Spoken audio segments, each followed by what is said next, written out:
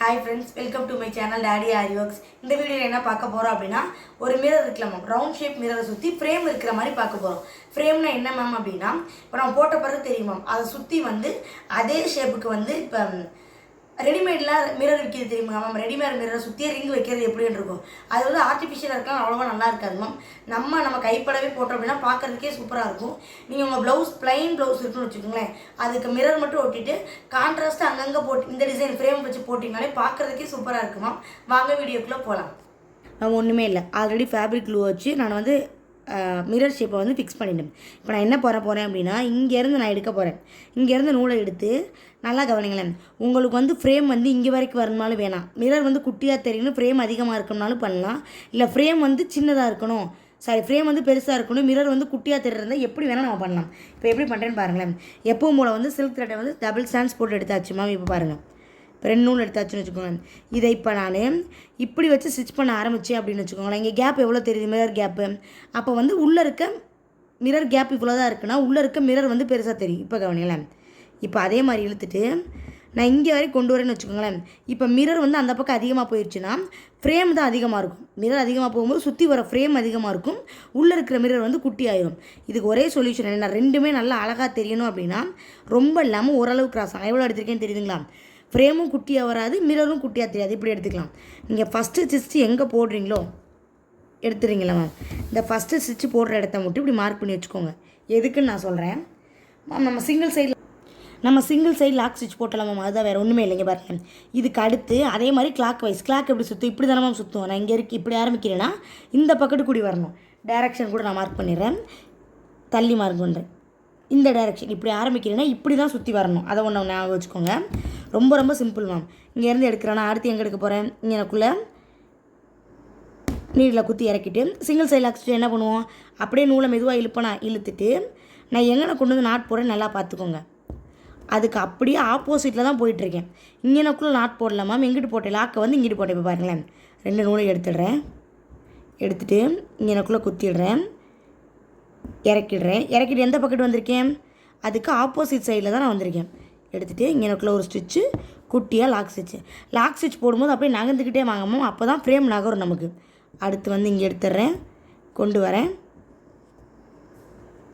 கொண்டு வந்துட்டு இங்கே எனக்குள்ளே ஒரு ஸ்டிச்சு, திரும்ப ஒரு லாக் ஸ்டிச்சு, இங்கே போகிறேன், குத்திடுறேன், இறக்கிடுறேன், இங்கே எனக்குள்ளே ஒரு ஸ்டிச்சு, லாக் ஸ்டிச். உங்களுக்கு தெரியுதுங்களா, இது பேர் தான் கிளாக் வைஸ். இங்கே இறக்குறேன் அப்படின்னா இங்கே எனக்குள்ளே நான் ஸ்டிச் போடல, எங்கே போடுறேன், இழுத்துட்டு வந்து இதுக்கு அடுத்து போட்டு இங்கே எனக்குள்ளே ஒரு லாக். இது ரொம்பவே சூப்பராக இருக்கும் மேம். நான் நிறையா கிளைண்ட்ஸ்க்கு இப்படி தான், எதுவுமே இல்லை, ஜஸ்ட் அந்த சாரியோட கான்ட்ராஸ்ட் கலராக ஃப்ரேம் மட்டும் வச்சிங்கன்னா போதும். இப்போ நீங்கள் ஒயிட் யூஸ் பண்ணுறீங்க அப்படின்னா பிளாக் கலரு, பிளாக்னா ஒயிட், அவ்வளோதான். ரொம்ப சிம்பிள் மேம். இப்படி திரும்ப இங்கே எடுத்து இங்கே எனக்குள்ளே குத்திடுறேன், ஜஸ்ட்டு இழுக்கிறேன். சிங்கிள் சைடு லாக் ஸ்டிச் நான் இழுத்துட்டு வந்து இங்கே ஒரு நாட்டு, அடுத்த நாட்டு எங்கே நான் போடுறேன்னு தெரியுதுங்களா மேம்? இப்படி போடல, நான் வந்து இப்படி போடல, இங்கிட்டு தான் கொண்டு வரேன். அப்படியே இப்படி சைடில் போகிறது.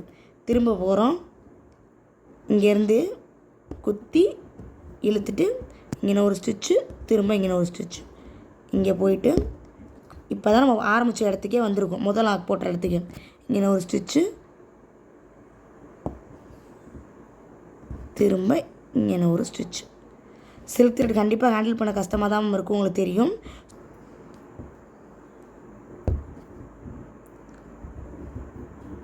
இழுத்துட்டு வந்து இங்கே ஒரு ஸ்டிச்சு, திரும்ப இங்கே ஒரு லாக் ஸ்டிச்சு, இங்கே போயிட்டு இங்கேருந்து இழுத்துட்டு வந்து இங்கே ஒரு ஸ்டிச்சு, இங்கே ஒரு லாக் ஸ்டிச்சு. ரொம்ப தள்ளி போகிற மாதிரி தெரியுதுன்னா லாக் ஸ்டிச்சோட தூரத்தை குறைங்க மேம். ஏன்னா ரொம்ப போயிட்டே இருந்தாலும் நமக்கு வந்து இருக்கிறதுலே பெருசாகிட்டே போகிற மாதிரி இருக்கும். உங்கள் ஹேண்டில் பொறுத்து தான். இப்போ பாருங்கள், நான் ரொம்ப இங்கே தள்ளி கொண்டு போகலாம், அங்கனையே நேராகவே போட்டுவிடுறேன். ஏன்னா எனக்கு ரொம்ப லென்த் வர மாதிரி தெரியுது, ஸோ அங்கனையே போட்டுவிடுறேன்.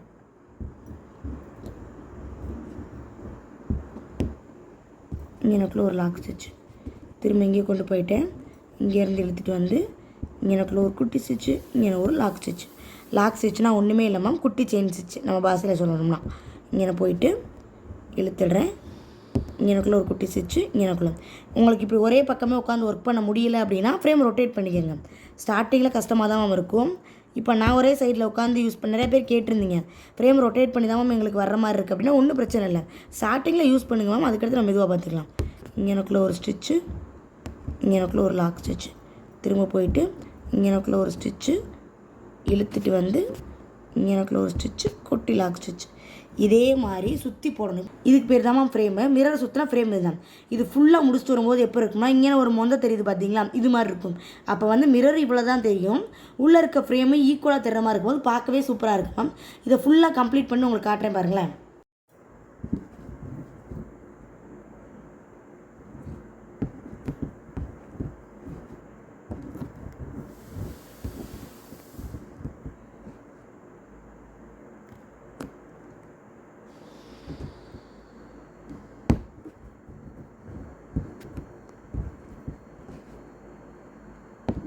நம்ம போட்ட நாட்டெலாம் மறைய ஆரம்பிக்குது. ஒரு தெரியுதுங்களா மேம்? ஸ்டார்டிங்கில் நம்ம இங்கே தான் நாட் போட்டோம். இந்த நாட்டு தானே சைடில் இருக்குது. நம்ம குட்டி குட்டி லாக் ஸ்டிச் போட்டோம்ல, அதெல்லாம் மறைய ஆரம்பிச்சிடும். இப்போ நான் இங்கனக்குள்ளே தான் ஆரம்பித்தேன். நான் இங்கனக்குள்ளே வந்துட்டேன்றக்காக இங்கே நிப்பாட்டக்கூடாது. உங்களுக்கு பார்த்தீங்கனாலே தெரியும். ஃப்ரேம் வந்து ஒரு நிமிஷம் இருங்களேன். ஃப்ரேம் வந்து இங்கேக்கெல்லாம் எப்படி இருக்குது, இங்கனக்குள்ளே எப்படி இருக்குன்னு உங்களுக்கு பார்த்தாலே தெரியுது. அப்போ இந்த நாட்டு எல்லாத்தையும் மறையணும். நம்ம ஆரம்பித்த இடத்துக்கு ஒரு கோடு போட்டிருக்கோம் பார்த்தீங்களா, அங்கே வர வரைக்குமே நம்ம ஸ்டிச்சஸ் போடணும். இப்போ நாட்டெலாம் இப்படி சைடில் கொண்டு வந்துடுறோம். அதே மெத்தடு தான் ஆரம்பித்த இருக்க வரைக்கும் கண்டிப்பாக வரணுமா.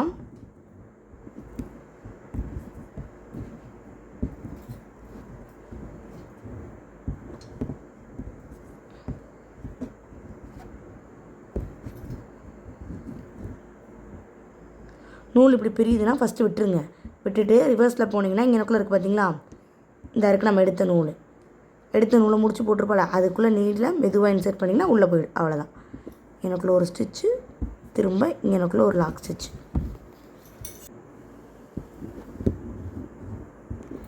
ஒரு ஸ்டிச்சு, இங்கனக்குள்ளே ஒரு லாக் ஸ்டிச், திரும்ப கொண்டு போயிட்டு இழுத்துட்டு வந்து இங்கே ஒரு ஸ்டிச்சு, இங்கே ஒரு லாக் ஸ்டிச். இப்போ முடிச்சுனா எங்கனக்குள்ளே தெரியுதுன்னு தெரியுங்களாமா. இப்போ சைடுக்கு வந்துச்சு. அப்போ இதையும் நான் ஃபுல்லாக கவர் பண்ணணும்.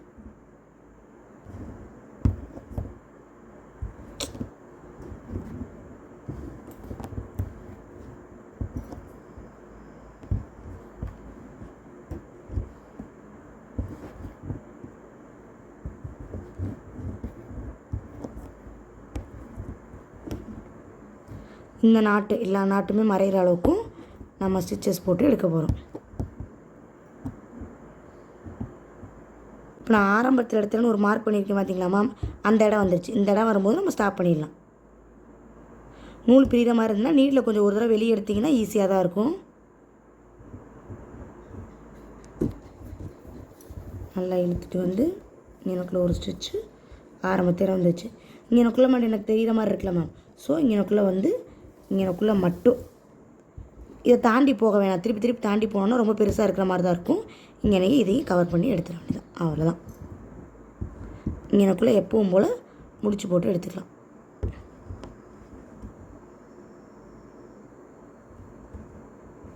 அவ்வளோதான். இப்போ உங்களுக்கு பார்த்தீங்கனாலே தெரியும். இப்போ பார்த்தாலே தெரியுதுல மேம், நமக்கு வந்து ரிங்கும் சரி ஃப்ரேமும் சரி ஈக்குவலாக இருக்க மாதிரி இருக்கும்.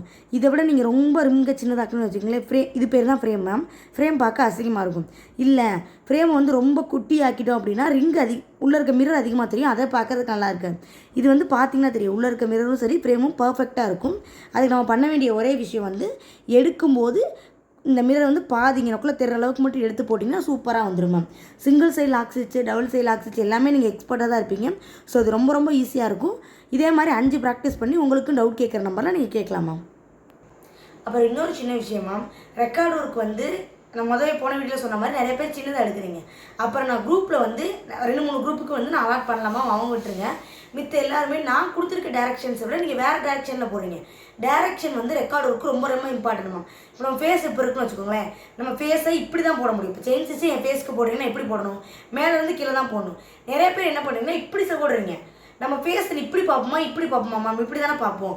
அப்போ வந்து டேரக்ஷன் ரொம்ப இம்பார்ட்டன்ட். நான் குரூப்பில் எல்லாத்துக்கும் இன்க்ளூடிங் ஒரு சின்ன இடம் இருந்தால் கூட அந்த இடத்துக்குள்ள டேரக்ஷன் மார்க் பண்ணி தான் கொடுக்குறேன். அதை வச்சு டிட்டோவாக நீட்டாக கிளியராக போட்டு அனுப்புங்க மேம். திரும்பவும் சொல்கிறேன் மேம், ஏனோ தானோ ரெக்கார்டு ஒர்க் போட்டிங்கன்னா கண்டிப்பாக முடியாது மேம். திரும்ப நான் ரீடு கொடுப்பேன், நீங்கள் பண்ணுற மாதிரி தான் இருக்கும்.